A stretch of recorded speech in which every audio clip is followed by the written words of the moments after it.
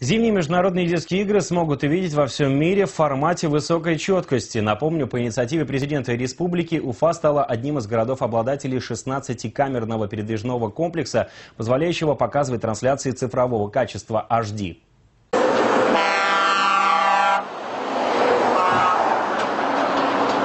Комплекс смонтирован на 2 больших грузовиках, но главное кроется не снаружи, а внутри. Здесь самое современное телевизионное оборудование. Эта техника будет задействована на Универсиаде в Казани и на Олимпийских играх в Сочи.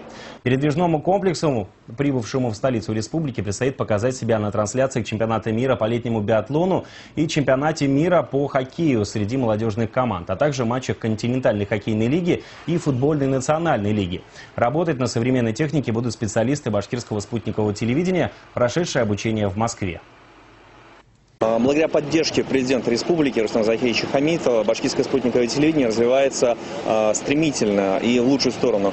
Очень приятно, что это ПТС в формате HD.